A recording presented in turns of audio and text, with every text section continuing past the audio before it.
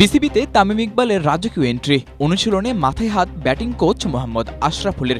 ছবিটা প্রতীকী হলেও শঙ্কা আছে আমিনুল ইসলামের বোর্ড ভেঙে অ্যাডহক কমিটির সভাপতি হওয়া তামিম ইকবাল যে কোনো সময়ে কোচিং প্যানেল থেকে বাদ দিতে পারেন মোহাম্মদ আশরাফুলকে।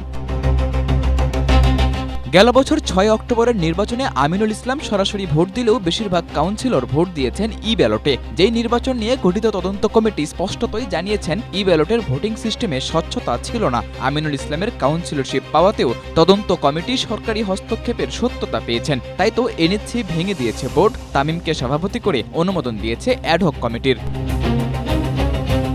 বিতর্কিত সেই নির্বাচনে আমিনুল ইসলাম বুলবুল ঢাকা বিভাগের কাউন্সিলর হয়েই করেছেন নির্বাচন, হয়েছেন পরিচালক থেকে সভাপতি। কিন্তু শুরুতে ঢাকা বিভাগের অ্যাডহক কমিটিতে ছিলেন না আমিনুল ইসলাম বুলবুল। নির্বাচনের মাসখানেক আগে আশরাফুলকে সরিয়ে আমিনুল ইসলামকে নেওয়া হয় অ্যাডহক কমিটিতে। বিষয়টি নিয়ে আশরাফুল কোনো প্রতিবাদ তো দূরে থাক, উল্টো বুলবুলের প্রশংসায় ছিলেন পঞ্চমুখ। তখনই জানিয়েছিলেন নিজের কোচিংয়ের আগ্রহের কথা। ৬ অক্টোবরের বিতর্কিত সেই নির্বাচনের এক মাসের মধ্যেই আশরাফুলকে জাতীয় দলের ব্যাটিং কোচ হিসেবে নিয়োগ দেয় বিসিবি। শুরুতে ২ সিরিজের জন্য দায়িত্ব দেওয়া হলেও পরবর্তীতে তা বাড়িয়ে করা হয় ২০২৭ সালের ফেব্রুয়ারি পর্যন্ত। ঢাকা বিভাগের অ্যাডহক কমিটিতে আমিনুল ইসলাম বুলবুলকে জায়গা দেওয়ার জন্য সরে দাঁড়ানো আর পরবর্তীতে বিসিবিতে জাতীয় দলের ব্যাটিং কোচ হিসেবে চাকরি পাওয়া, এই ব্যাপারটিকে অনেকেই গিভ অ্যান্ড টেক হিসেবেই দেখেন।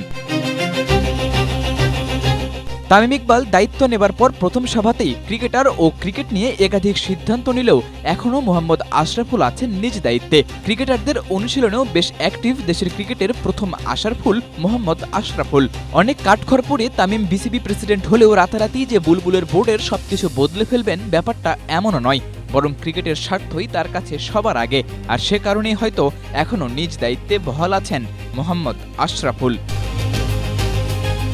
সাদাতুর রাফি, এশিয়া পোস্ট।